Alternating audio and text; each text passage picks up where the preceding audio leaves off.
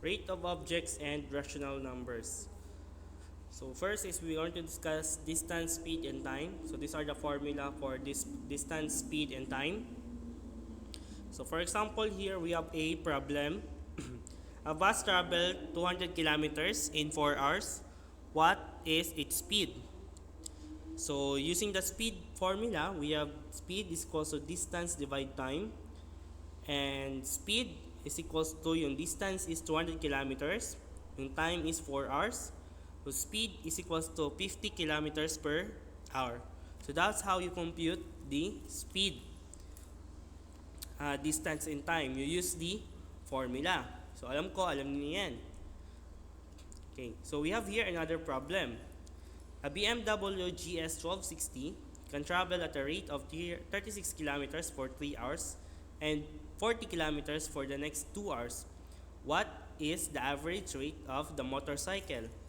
So the question here is, what is the average rate?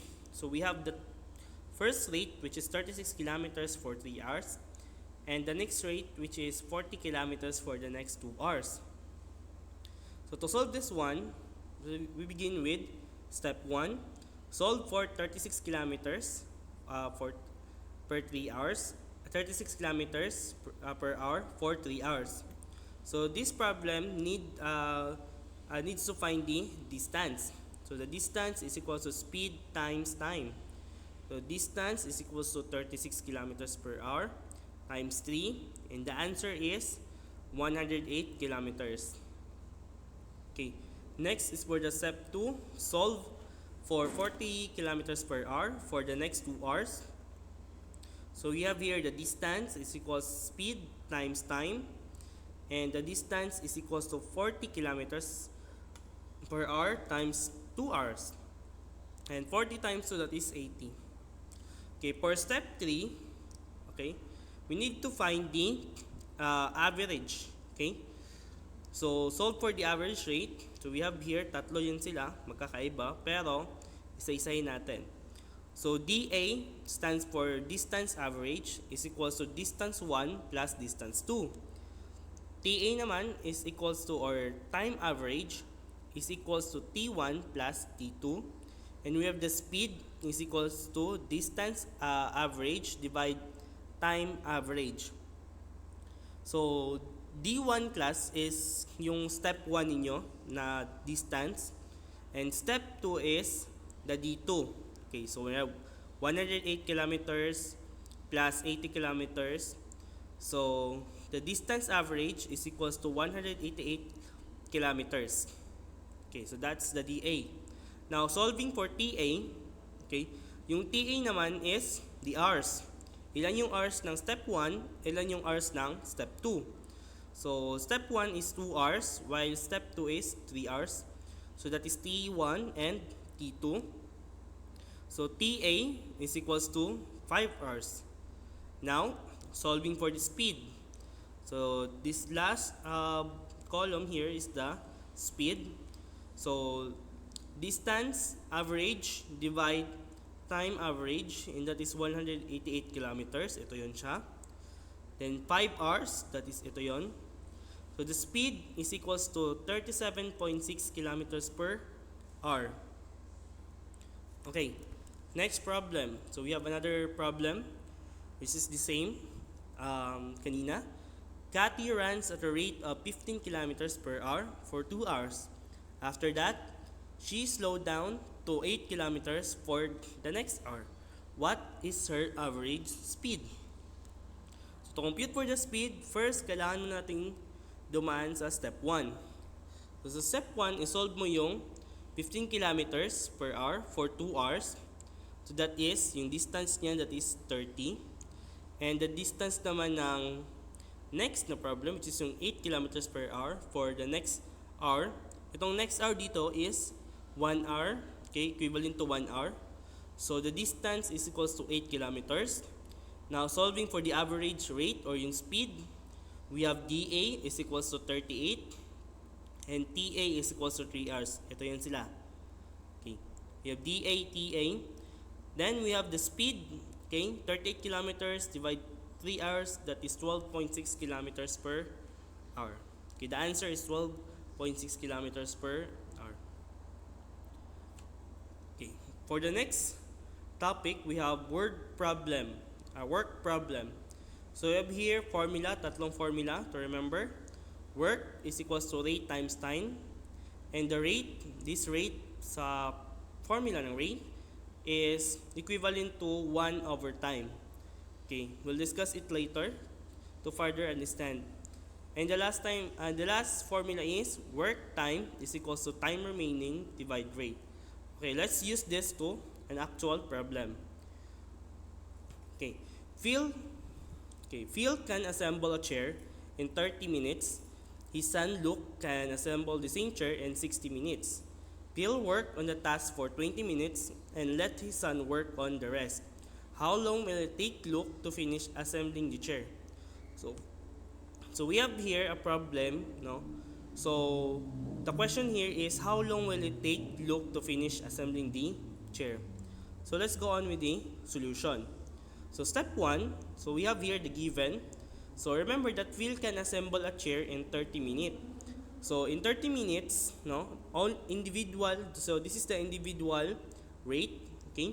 So only Phil can finish assembling a chair in 30 minutes. So the rate here means the individual rate. Magkaiba kay Philip, magkaiba kay Luke. Okay. So we have here rate is equals to 1 over time, and the time used in rate is rate ng time ng individual. So kung kay Phil is 30 siya. So we have rate is equals to 1 over 30. Okay. So now we have to find the work. Okay, work is equals to rate times time. So the work here is equals to 1 over 30, ito yung rate, while the time is used for, okay, yung work dito is ginagamit natin to solve yung sabay sila.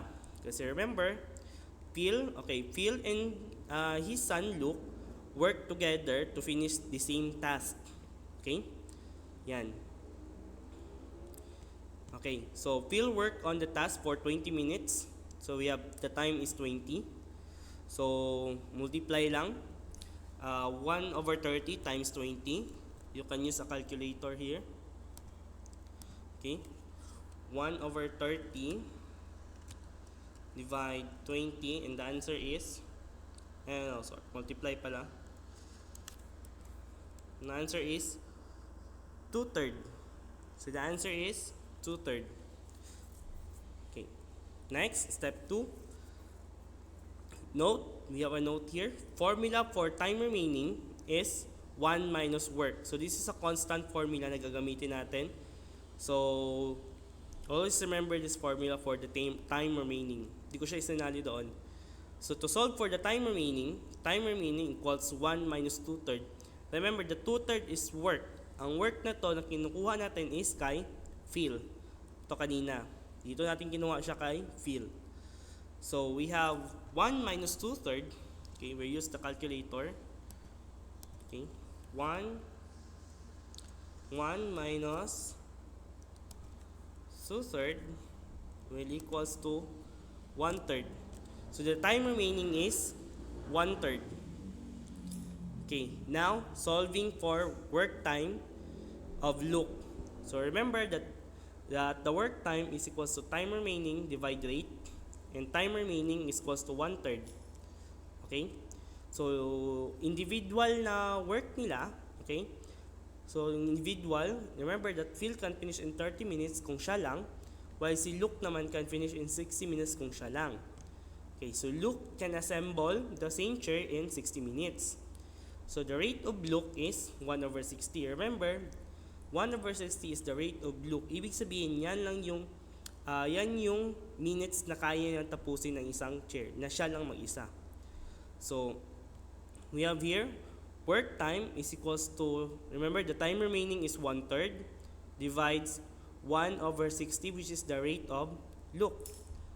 So, to calculate, in calculator, 1 over 3 divides 1 over 60, the answer is 20. So we have here the work time for Luke is 20 minutes. This means that Phil finished the work for 20 minutes and then Luke also finished it within 20 minutes. Okay, for another problem, the same problem. Haley and Alex are sharing a room. Haley can clean their room in 2 hours while Alex can clean it in 3 hours. Haley cleaned their room for 1 hour and Alex continued the rest. How long did it take Alex to clean the room? So dito, yung individual rate nila is for Haley, first is 2 hours. Kay Alex naman is 3 hours. Now, what they do is they combined their work and Haley started for 1 hour and Alex continued the rest. So how long did Alex finish the job? So again, solve for the rate. So given Haley can clean their room in 2 hours. So the rate of Haley is 1/2. Now for the time is 1 since Haley finished the room cleaning the room in 1 hour. So work is equals 1/2 times 1 and that is equals to 1/2. Okay, we're going to use the calculator. The answer is 1/2. Okay, next. Solve for the time remaining. Okay, remember the time remaining is 1 minus work. Again, the work, okay, yung work ni Haley. Okay, so 1 minus 1/2 in calculator. Okay, the answer is 1/2. So this is the time remaining. Now solving for the work time of Alex. So again, we have the formula for work time. Work time is equals to time remaining divide rate. And this is the time remaining. And Alex daw can clean it in 3 hours. So ibig sabihin, the rate of Alex is 1/3. So work time is equals to 1/2 divide 1/3. Use the calculator to solve for the work time. We have 1/2 divides 1/3. And it will equal to 3/2 or 1 or 1/2 or 1.5. So always the answer is in decimal or whole number, which is, and the answer here is 1.5 hours. So this means that Alex took 1.5 hours that Haley finished in 1 hour. So nag-start kay Alex, natapos niya in 1 hour, I mean kay Haley, then natapos ni Alex into 1.5 hours. So last for the rate is work rate problem. So this is very easy. So we have an example. Betty can paint a house in 6 days and John can paint the same house in 8 days. How long will it take them to paint the house? So this time, both the given or Betty and John, okay, pinagsabay yung work time nila or yung job nila in just a one scenario, okay? Okay, one time pinagsabay talaga. So how do you solve this one? So solving for, okay, 1A plus 1B. So Betty can paint a house in 6 days while John can paint the same house in 8 days. So Betty is A. So yung first na tao o kung sino man yan siya dyan, siya yung A. And yung pangalawa naman is si John, siya yung B. So we have 1/6 and 1/8. Yung 1/6 dyan or yung A dyan is yung days nila. Or whatever the number it is. Hours, maybe days, maybe time, or weeks. Okay, yan. So we have here 6 and 8. So let's add it. 1/6 plus 1/8. 1/6 plus 1/8 equals to 7/24. Now step 2, solving for 1/t. Okay, the 1/t here class is the total of 1A plus 1B, which is 1/6 plus 1/8 is equals to 7/24. And our t is equals to 7/24. So in fraction, okay, in fraction, ilagay nyo lang dyan 1, okay, and yung time remaining, mag-a-add ka na naman ng another fraction, i-click mo na naman yan siya. 7 over 24, and click the equals, click the SD, and the answer is 3.42. So we're going to get the two decimal places. So the answer is 3.42 days. Okay, so sa hindi kasyo, okay, use this way. 1 divide, okay, 7 divide 24, and the answer is 3.42. Okay, still the same. So use this one, use parentheses. So this is okay, this is the calculator technique. Okay, so 24 divided 7, or 3 plus, okay, this one is an example of a mixed number. So this one, 3 and 3 over 7. So 3 plus 3 divided 7 is equal to, okay, 3.24. Okay, so that is all for rate problem.